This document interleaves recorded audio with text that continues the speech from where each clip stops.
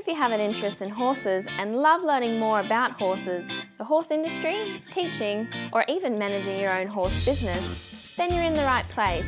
We would love you to join us on our mission, which is to improve the lives of horses around the world through the education of riders, handlers, and trainers. So get comfortable, listen in, and enjoy.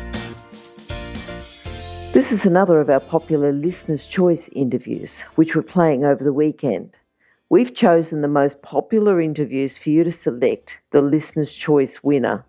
If you're not sure how the Listener's Choice competition works, have a look at horsechats.com/choice for the rules and the leaderboard. Our guest today is Steve Halfpenny. Steve started off as a Western rider and competitor before focusing on teaching people about their horses. He has been teaching horsemanship now for about 30 years. He's done quite a lot of public and conducted horsemanship clinics and has started over 500 horses. He conducts these clinics in Europe, South Africa, New Zealand and Australia. And he's also been presented at Equitana Australia quite a few times, as well as Equidays in New Zealand. How are you today, Steve? I'm good, thanks. Good. Steve, we normally start off with a favourite quote. Have you got one for us?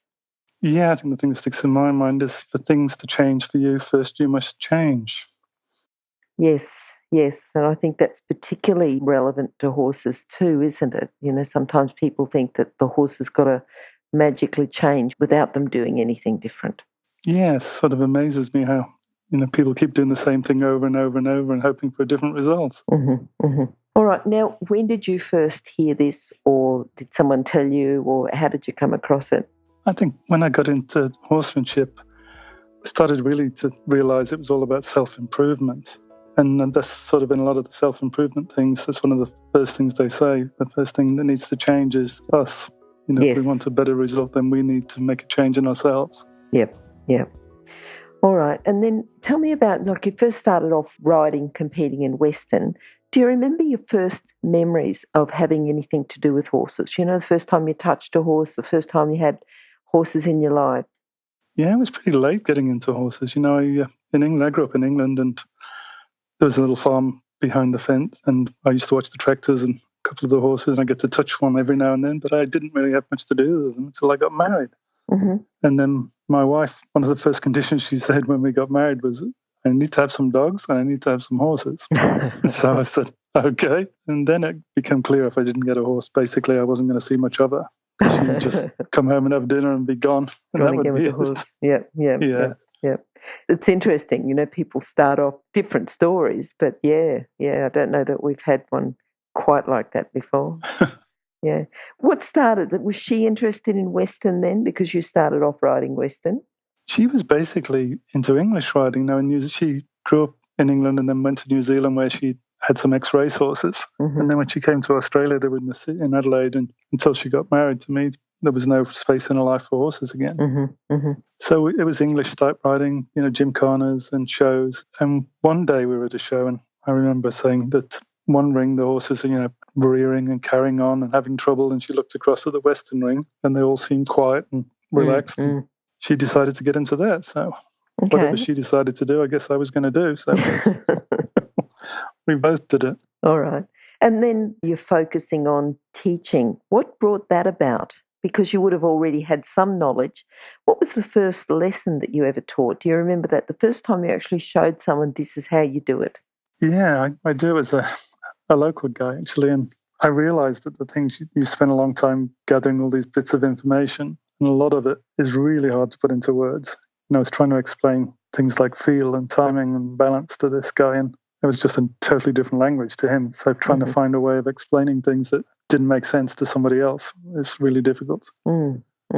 So you wouldn't have had a career with horses when you first came in to horses. But once you'd been teaching and you helped the local guy, probably helped a few other people, what was the decision then to start teaching professionally so that you actually earned an income from that? What was the story there? I think the public sort of drove me in that direction. I had a job working with racehorses as a farrier mainly, and then just helping out. And that the boss there was really nice. He let me take Mondays off, and then he let me take Fridays off, and then Tuesdays and Thursdays. And I remember him saying, "You're not going to be here long, are you?" Probably not.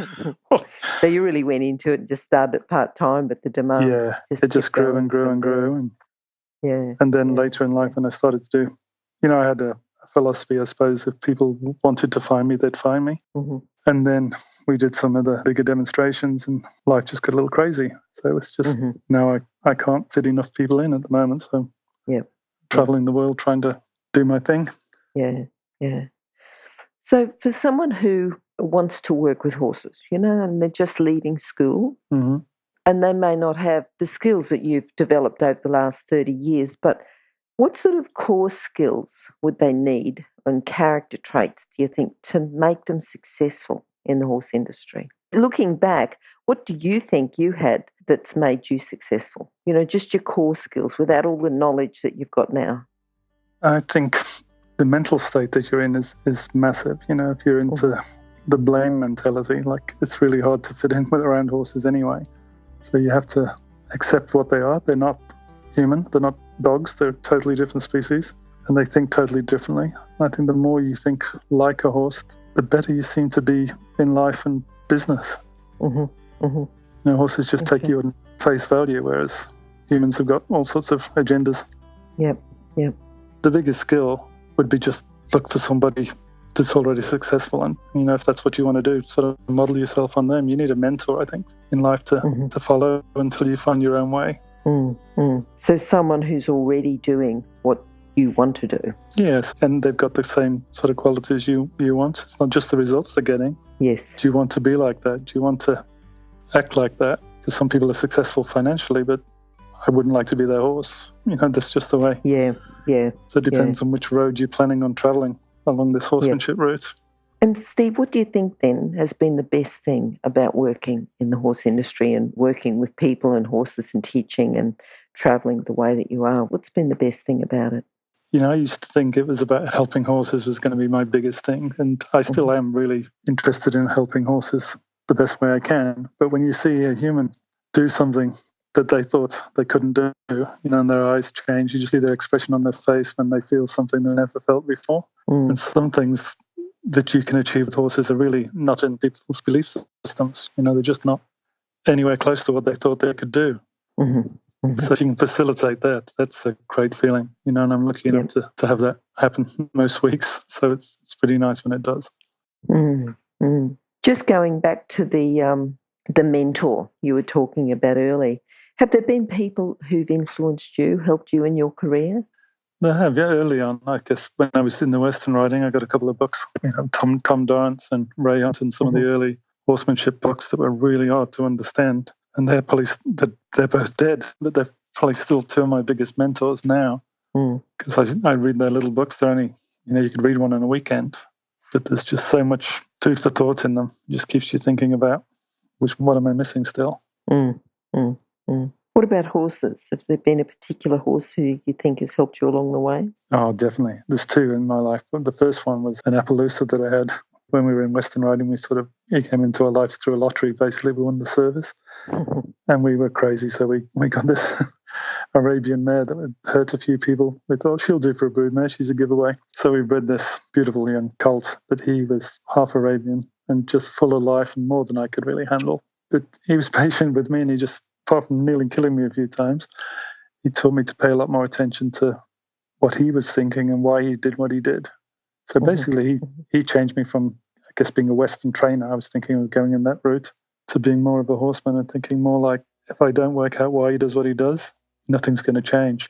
So it's one of those, if I don't keep changing, he's going to stay the way he is and I'm going to be complaining about him. And he turned out to be the horse that I could ride bareback and bridleless anywhere. Just take him at the float. Didn't need anything on his head, just jump on and go. And ride him as well as I could with the saddle and a bridle. So he taught me what this connection could be. And then I guess my mission is how do you share that feeling with others? Yeah. Tell me about a time with him that you didn't pay attention. Oh dear, yeah. I went to a clinic at the time. I spent some time with Pat Pirelli, and I went to a clinic and I was told, if you can't do these things by one of the other people by tomorrow, Pat's not going to like it. So I put a lot of pressure on my horse to go over some jumps and go in a trailer. And he was like, it was a different trailer. Mine, he would go in, at liberty, but this one, he went, don't want to go in there. Like, you can do it. Get in. Like, no, I can't. You can do it. Get in. Like, he kicked me in the hand and dropped me on the knees. Oh, did he? Yeah. Okay. I guess I really wasn't listening. Yeah. Can't actually means can't. Okay.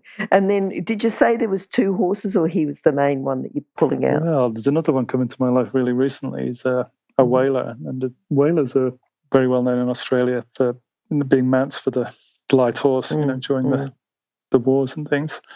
And after they weren't needed anymore, they were just turned out basically and running as brumbies like wild horses. And Equitana decided they were going to take some of these horses and try and bring them in and put them in the hands of some trainers. And rather than have them culled as wild horses, they try and bring them in and find a life for them. So it was a good thought. But this particular one, Radar, he was called Coronation. He went to one of the trainers and he ended up really getting to be difficult. He was bucking her off and kicked her. So he came to me. And everything I thought I'd learnt over the 30 years wasn't going to work. So he took me down a different route altogether. I ended up talking to an American shaman, Peter LaBelle, and she did what she called a soul regression on him, and he changed. So that was how does that work? Somebody talks to you on the telephone for a while and you're different. So for me, there's a spiritual side to the horsemanship now that I wasn't thinking that way. I was thinking very physically, I suppose, on how to help them. So he's been another change in how you feel about life and things that you meet. Yeah. What do you think? Because you've done stacks of displays and displays all over the world, and as I said earlier, 500 horses or more. What do you think's been your proudest moment? The horse, one of the horses I'm riding now, he was given to us by somebody that really decided they didn't want him, and I would have said I would never change him. Like, he's a problem horse. When he was born, I spoke to the breeder and said when he was born, the mares had come around with all their foals and he'd run and hide. Oh, really? Yeah, and she said she'd never seen one like that. All the mares bring them up for some food. And if there was a human there, he'd just run down the bottom and hide behind the trees. So he's my display horse now, but it's taken me, he's 14 now. It's taken me all this time for him to cope with humans and the pressure of shows and things. And what he can do, he's not doing everything some of the horses in the world can do. He's given me 1,000%. So I'm really proud of what he's done, and it's something that most of the public will never get to see. Yeah, because it happens sort of at home. These changes don't happen at the shows; they happen behind closed doors, basically. And they can be subtle, can't they? The changes. Yeah, you'd recognise the changes, but maybe a lot of people wouldn't. Yeah, I guess, if you'd have asked me 15 years ago, I'd have said he won't ever get to where he is. But I'm a creature of habit, so I don't stop trying. I just keep on working on things anyway and go, well, we'll make you the best we can, but I don't think you'll ever make it. And he did. So I should be really careful what I think. Good. Now, what do you think business-wise, or getting to the point, not necessarily a horse problem or a horse challenge, what's been your biggest challenge to get to where you are now within your own career? Well, horse-wise is taking care of itself. I think business-wise, I'm a terrible businessman, I suppose. Not taking help from people that offer it to me, things like that. Thinking I have to do everything myself. So recently I've got people in my life that appreciate what I do, and I've had to take their help. Well, accept their help. They're always ready to help me. And, they've taken the Facebook thing on and all that sort of stuff that I wasn't doing because I just didn't want to. Sounds like you just want to spend more time with horses and not on Facebook. Yeah. So business-wise, that all gets neglected because you just want to spend all your time with the horses. No, that's good. That's good. What made you accept that help? Was it something in particular, something someone said or did? It was actually, somebody that's been trying to help me for a while, and probably financially it wasn't a problem for them to help me, but I was, growing up in England, working class, and it's that if you don't change things, and I hadn't changed that way, I just think everything you do, you have to work for. You've got to work hard for it, and it's all your own labour. And the person really wanted to help me, and it wasn't a big deal at the time, but for me, anything for nothing was a big deal. And they initially said, I feel really insulted that you won't take my help. And I went, oh, that definitely is not my intention. So it's interesting. I was thinking I was being a nicer person by saying I don't want any help, but actually I was getting the opposite effects with the people I was talking to. It's like, Well, I try to help you and just won't take it. Yeah, yeah, yeah. So again, looking at yourself again and thinking, boy, how many more changes do I need to make in my life? Yeah. Embrace the changes. I do actually embrace the changes nowadays. Just a little quicker to recognize them now than I used to be when I was a teenager. All right. Now, taking it on the other foot, you've sort of recognized that you need to do that in yourself and take help from people. What about other people that you're teaching, your students, people, the riders, handlers? What's a common fault that you see with them that would make it better if they could communicate with their horse that way? We want to know about the fault, but we also want to know how they can fix it. I think the attitude thing is a big thing. Like, shouldn't be any blame. Yep. Whenever I hear horses are naughty and these sort of, common words, I think that really seems like a blame mentality. As soon as the horse is naughty, then it's its fault, when actually we're responsible for everything that they do. Then the other part is habits. Once you've developed a habit over, I don't know how many years we've been riding some others, a long time, even though somebody gives you some new information and you can take that on board and intellectually recite it back to the person that gave it to you, like if I gave it to you, they can recite it back to me. Then they believe they're doing what you've just told them. And often when I look at what's really going on, I think nothing has changed actually, except what you're telling me. Yes. You're repeating what I've just told you to do. And you're telling me that you're doing it, but you haven't changed. Your habits are so strong that they're like an overriding thing in behind you. I call it like an autopilot. You might think you've changed, but the autopilot keeps putting you back to your old habits and making you do what you've always done. Wait, can you hear anything? No? That's because we're waiting for someone with a good quality horse product to be advertised here. If that's you, then contact us, horsechats@horsechats.com, and we'll send you the details. Thanks. That's a good way to explain it, I think. Yeah, if the biggest change I ever make with people is if I can grab their hands, like walk alongside them and actually get them to feel what I'm doing. And then if the horse responds to me and they feel that, then you can see their eyes open and they're like, wow, what did you just do? Yeah, so a bit more showing rather than telling. Yeah, because words will only take you so far. If they don't feel what you're doing, it takes forever. My journey took so long because nobody really did that with me. I just tried by trial and error, trying to feel, is this right? Is it wrong? Until it got better and better and better. But if I could have had that, somebody show me how everything felt, then I'm sure that would have been a real shortcut. So I really tried and help people not spend 30 years learning all this stuff. Yep. All right, now, Steve, what are you looking forward to? What have you got that's coming up? Have you got some clinics or public displays or being a presenter anywhere? What's coming up there, or what's coming up with your own horses? Well, there's a big deal for me, I suppose, this year. Was we met a filmmaker in Ireland, and she did a short clip for us put it on Facebook, and it went viral. And she said, I would like to come over and do a documentary. Oh, great. So she's just come back to Ireland. She's been over and she's filmed a whole lot of stuff, and she's putting a movie together. So she's going to do a documentary on me. So that'll be different from hiding in the shadows. So actually, that will be good. Yeah. We'll have to get you back to talk about the movie when it's out, so we can give people the details where they can see it. 6 months or so, but So that's big, and I've got some mentors in my life that I still want to go and spend time with. So that's something to look forward to when I finally slow down. All right. Now, if you can sum up your philosophy, that would be great. Philosophy with horses, and give us an overview of it. I guess when I was reading about Tom Dorrance, they used to refer to Tom as the horse's lawyer. And I'm always trying to feel more and more like that's my job. That's my philosophy, is to represent the horse and explain to everybody what I think the horse is feeling about what's going on. So my philosophy, I guess, is that I need to understand the horse completely so that as a teacher I can pass that on to someone else. And there's no blame in me anymore. It's sort of a strange place to be. I don't think I could never get hurt, because that can happen, but I haven't any fear of the horse, because I don't think they have any intention of hurting us. It's just a result of our lack of preparation. Tom and Ray used to say, if you could come up with 5%, the horse would come up with 95%. Yep. And it seems to be such a hard deal for people to come up with that 5%. Yeah. So I'd like to try and be the other way around. I'd like to, with the difficult horses in the world, can I come up with the 95 so they can just have to work out the 5? Yeah. All right. Now, Steve, how can people contact you?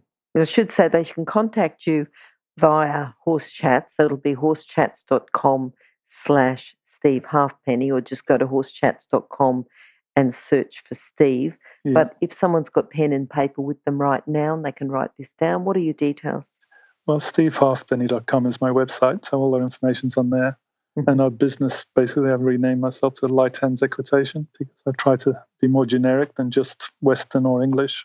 Sure. So Facebook is Light Hands Equitation. Mm-hmm. Mm-hmm. Okay, that sounds good.